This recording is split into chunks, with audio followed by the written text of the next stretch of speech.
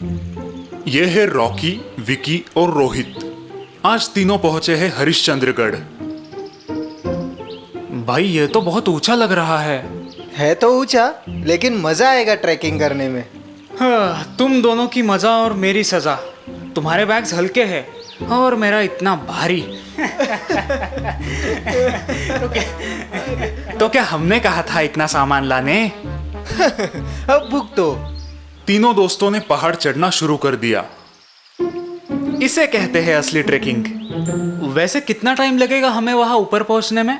यही कोई 6-7 घंटे। क्या? तीनों दोस्त अपना सफर जारी रखते हैं। सुबह से शाम हो गई, सूरज ढल रहा था।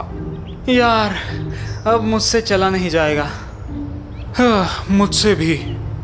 हाँ ठीक है, थोड़ा आराम कर लेते हैं। चलो उस पेड़ के नीचे बैठते हैं।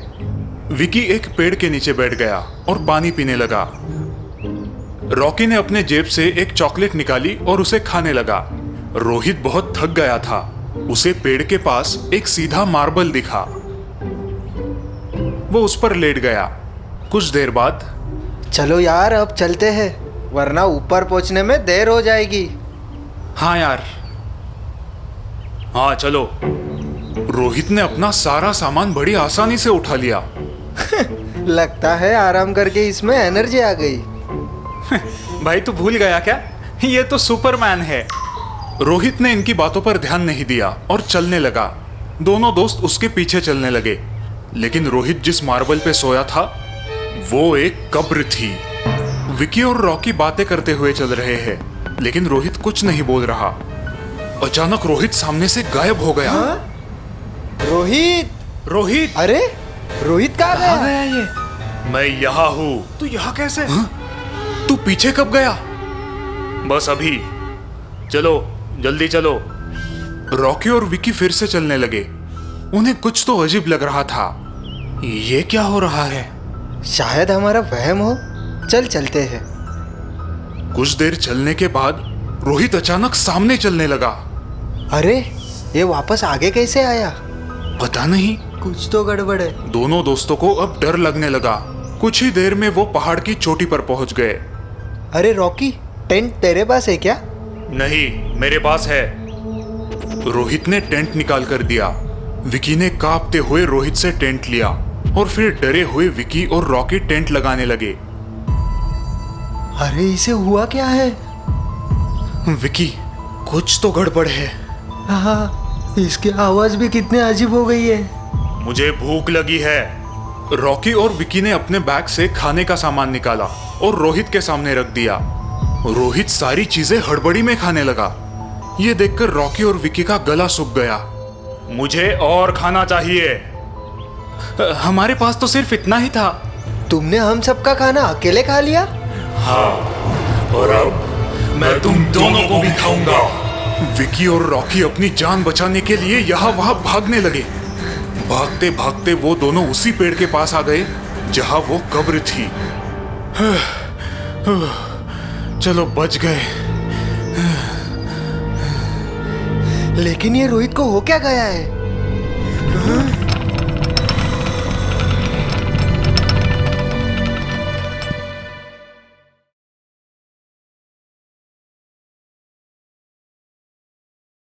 चाचू ये कहाँ ले आए आप हमें? चाचू आपने तो कहा था कि आप हमें कोई अच्छी जगह ले जाने वाले हैं। हाँ। लेकिन ये तो एक खंडर म्यूजियम है। खंडर? अरे इस म्यूजियम से ज्यादा रोमांचक जगह और कोई हो ही नहीं सकती। ज्यादा से ज्यादा इस म्यूजियम में क्या होगा? कुछ पुतले, पेंटिंग और कुछ पुरानी चीजें होंगी, और क्या? इन्हीं पुरानी चीजों में एक बहुत ही खास चीज है। ये तो कोई पुरानी अंगूठी लगती है जिसमें बहुत बड़ा लाल हीरा लगा है। ये कोई आम अंगूठी नहीं, ये एक खूनी अंगूठी है। खूनी अंगूठी? क्या चाचू, आपको अब भी लगता है कि हम बच्चे हैं? खूनी अंगूठी। हंस लो, लेकिन जब इस अंगूठी की सच्चाई पता चलेगी ना तो पैरों तले से जमीन खिसक जाएगी। ऐसा क्या खास है इस अंगूठी में? सालों पहले पूरवगढ़ के महाराज थे राजा भान सिंह। उनकी पत्नी थी रानी लता देवी। लता देवी बड़ी ही खूबसूरत थी। लोग कहते हैं कि वो उस वक्त की सबसे खूबसूरत औरत थी। राजा भान सिंह की 2 और रानियां थी, चंद्रमती और नंदिनी। पर राजा भान सिंह की प्रिय थी रानी लता देवी।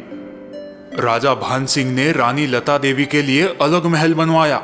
वो उनकी सारी इच्छाएं पूरी करता था। महाराज, हमें आपसे कुछ चाहिए। बोलिए। हम चाहते हैं कि हमारे लिए एक ऐसा नायाब तोहफा लाए जो आज तक किसी ने नहीं देखा है। हम अवश्य लाएंगे। कहते हैं कि ये तोहफा लाने के लिए राजा भान सिंह अपने घोड़े पे सवार होकर भारत से अफगान गए। वहां उन्होंने एक सौदागर से एक नायाब अंगूठी खरीद ली। इस अंगूठी में एक बड़ा सा लाल हीरा था। महाराज भान सिंह ने वो अंगूठी रानी लता देवी को दी। वो खुशी से फूले ना समाई। लेकिन ये अंगूठी उनकी दोनों पत्नियां चंद्रमती और नंदिनी को भी चाहिए थी। चंद्रमती ने रानी लता देवी के खाने में जहर मिलाया ये तुमने क्या किया चंद्रमती? और उसे मारकर वो अंगूठी छीन ली। लेकिन उस अंगूठी को हासिल करने के बाद चंद्रमती बदल गई। वो पागलों की तरह चिल्लाने लगी, आखिर मैंने ये अंगूठी पा ली। तभी राजा भान सिंह वहां पहुंचे। रानी लता देवी की लाश देखकर उन्हें गुस्सा आ गया। इस औरत को अभी के अभी किले से नीचे फेंक दिया जाए। सिपाहियों ने रानी चंद्रमती को किले से नीचे फेंक दिया। इस हादसे के कुछ महीने बाद राजा भान सिंह ने यह अंगूठी नंदिनी को दे दी।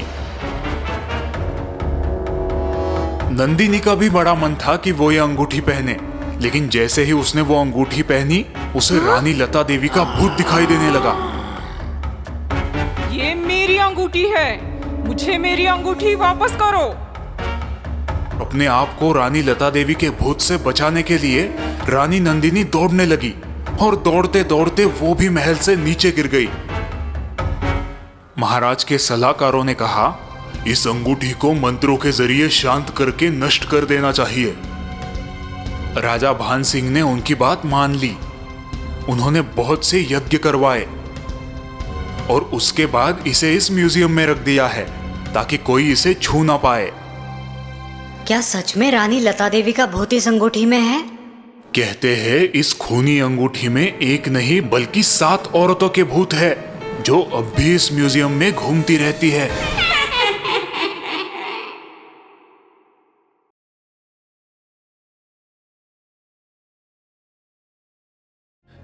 ये कहानी है एक कुएं की जो गांव के बीचों बीच था।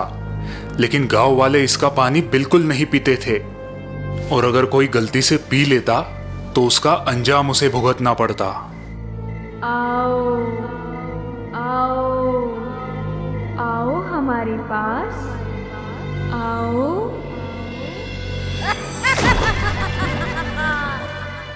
नीलू और उसकी माँ कई सालों बाद अपने गांव आए थे। नीलू बेटा, उस कुएं से दूर रहना। रुको नीलू। लेकिन आप कौन हो?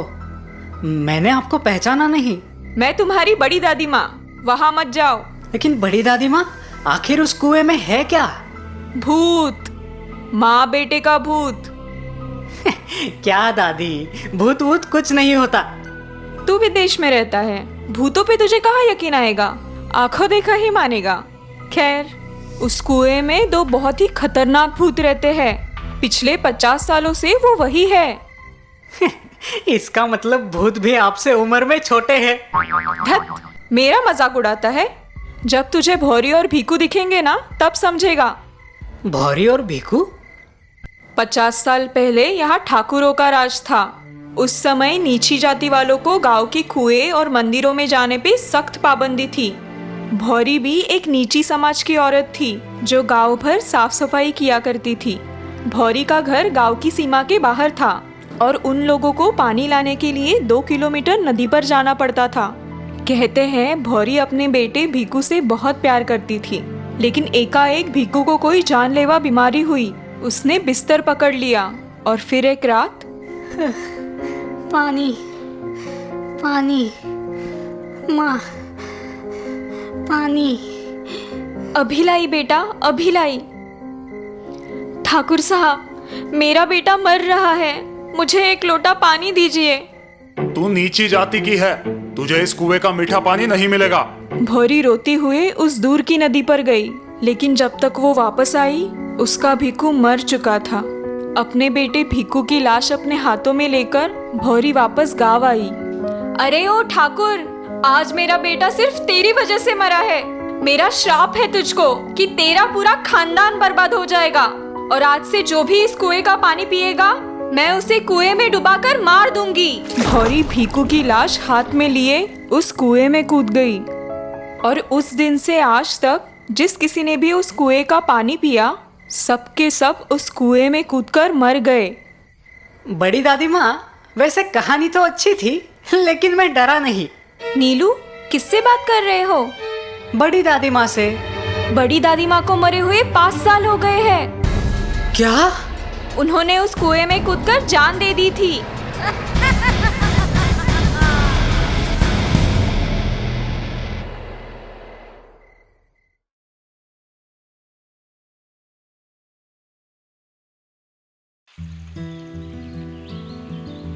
ये जगन है जो आज ही काम की तलाश में अहियापुर आया है।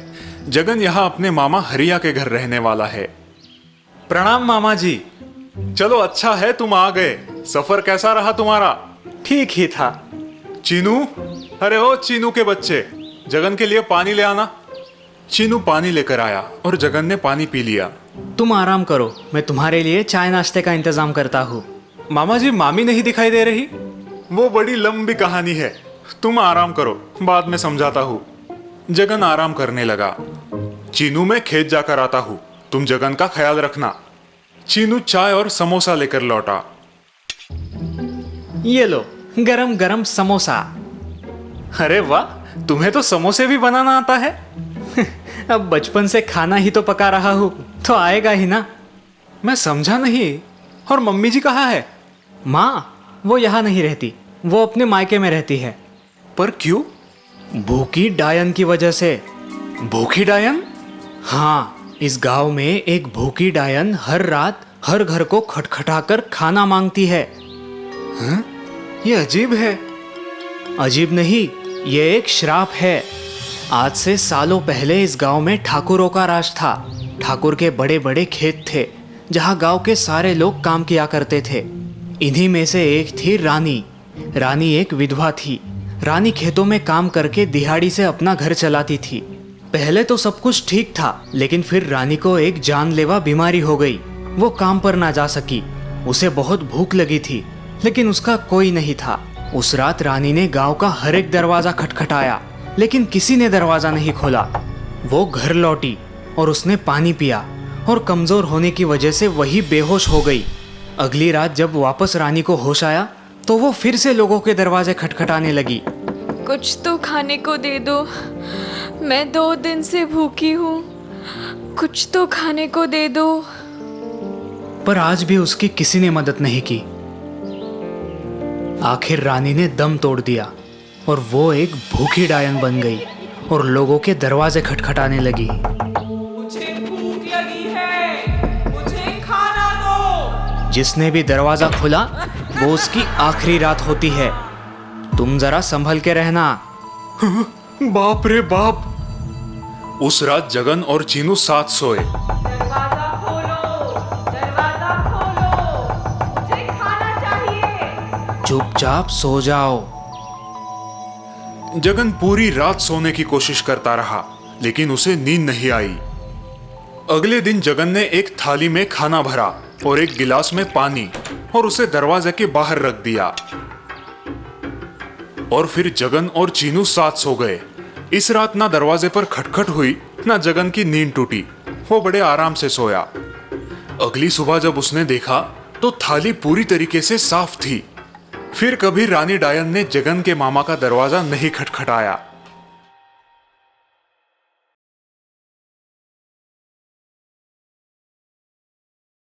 रात का वक्त था। मैं अपनी बाइक से बस घर ही लौट रहा था। कुछ दिन पहले ही मुझे ये जॉब मिला था। कभी डे शिफ्ट तो कभी नाइट शिफ्ट करके मैं बहुत थक जाता था। अभी भी जब मैं ऑफिस से निकला तो रात का 1 बज चुका था। अपनी शिफ्ट खत्म करके बहुत से लोग मेन रोड की तरफ जाते हुए मुझे दिखाई दे रहे थे। मैं भी उनके साथ मेन रोड की तरफ निकला। कुछ देर मेन रोड पर चलने के बाद हम सबके रास्ते अलग अलग हो जाते थे। हर कोई अपने अपने ठिकाने की तरफ निकल पड़ता था। मैं भी अपनी बाइक लेके निकल पड़ा। रात काफ़ी हो चुकी थी। दिन भर जो भगदड़ इस रास्ते पे मची रहती थी उसका अब नामो निशान भी नहीं था। एक आध बार ही कोई मुझे सामने से आता हुआ नजर आता या फिर कोई मुझे ओवरटेक करके आगे चला जाता। मैं भी अब हाईवे से निकल के एक दूसरे रास्ते से घर की तरफ बढ़ रहा था। यहाँ पे तो मेरे अलावा कोई भी नजर नहीं आ रहा था। गाड़ी की हेडलाइट में दिखाई देने वाला वो लंबा सुनसान रास्ता किसी अजगर की तरह सुस्त दिखाई दे रहा था। रात का वो सन्नाटा बहुत ही डरावना था, लेकिन क्या करें, मजबूरी थी। नौकरी संभालनी थी, नाइट शिफ्ट में काम करना जरूरी था। मैं अपने ही विचारों में खोया हुआ था। रास्ते पे कोई नहीं था, सो मैं अपनी बाइक रास्ते के बीचों बीच चला रहा था। आखिर यहाँ पर मुझे पूछने वाला था भी कौन। तभी मुझे पीछे से हॉर्न की आवाज आई और मैं अपनी बाइक को रास्ते के किनारे से चलाने लगा। कुछ ही पल में वो बाइक मुझे ओवरटेक करके आगे चली गई। मैंने देखा कि उस बाइक पे कोई कपल बैठा था, शायद पति पत्नी हो। उस आदमी ने काले रंग का जैकेट पहना हुआ था और उसके पीछे बैठी महिला ने लाल साड़ी। अचानक एक बात पर मेरा ध्यान गया। उस महिला की साड़ी का पल्लू पिछले व्हील के बिल्कुल नजदीक ही फड़फड़ा रहा था। हवा के झोंके से वो पल्लू कभी भी व्हील में फंस सकता था, जिससे उस महिला की जान भी जा सकती थी। मैंने अपने बाइक का स्पीड बढ़ाया और उनको ओवरटेक करते हुए मैंने उनसे कहा, बहन जी अपना पल्लू संभालिए वरना पिछले व्हील में फंस जाएगा। उस महिला ने मुस्कुराते हुए अपना पल्लू संभाल लिया, लेकिन उसका पति मेरी ओर बड़ी अजीब नजर से देखने लगा। मैं आगे निकल गया। मन में हल्की सी खुशी महसूस हो रही थी। छोटी सी क्यों ना हो, मैंने आज किसी की मदद की। मैं इस बारे में सोच ही रहा था कि तभी वही बाइक मुझे ओवरटेक करके आगे जाने लगी। अरे वो औरत कहाँ गई?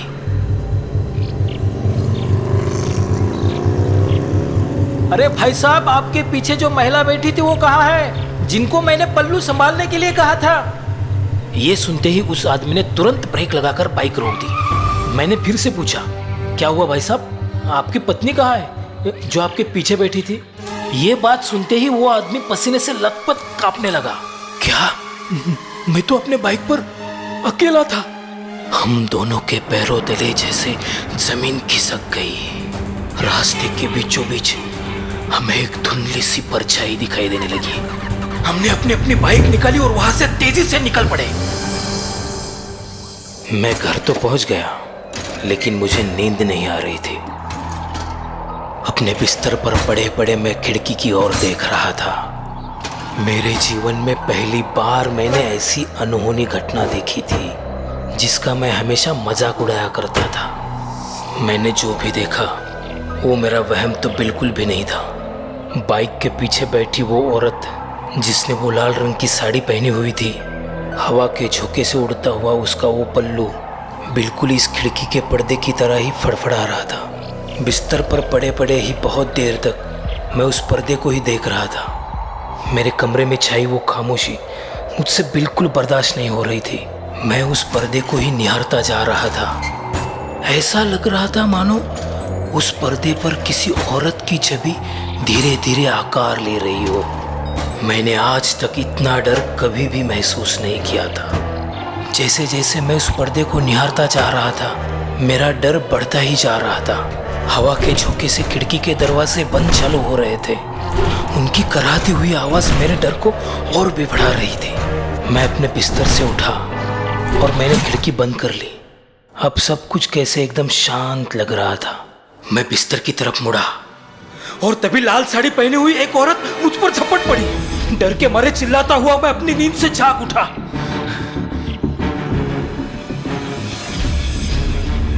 सपना, मैं सपना देख रहा था। शायद उस हादसे ने मेरे दिमाग पर गहरा असर छोड़ दिया था। 2 दिन मैं काम पर नहीं गया। जैसे उस रास्ते की दहशत मेरे जहन में बैठ गई थी। आखिर कब तक मैं ऐसे ही घर में बैठा रह सकता था। मजबूरन 3 दिन बाद मैं अपने काम पर हाजिर हुआ, लेकिन मेरा मन काम में नहीं लग रहा था। मेरी नज़र बार बार घड़ी की तरफ जा रही थी। आखिर रात के 12:30 बजे मेरी शिफ्ट खत्म हो गई। सब लोग अपने अपने घर निकल पड़े। मैंने भी अपने बाइक को स्टार्ट किया और मैं निकल पड़ा। हाईवे खत्म हुआ और मैं अब उसी रास्ते से आगे बढ़ने लगा। उस दिन की डरावनी यादें फिर से ताज़ा होने लगी। मेरे दिल की धड़कन बढ़ने लगी। डर का साया मेरे पूरे दिमाग पर छा गया। तभी मुझे मेरे पीछे से गाड़ी का हॉर्न सुनाई दिया।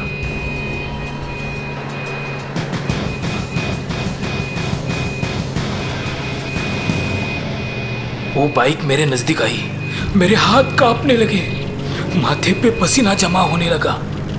अब वो बाइक मुझे ओवरटेक करने लगी। मैंने अपने आंखों के कोने से उस बाइक की तरफ देखने की कोशिश की। वो बाइक वाला अकेला ही था।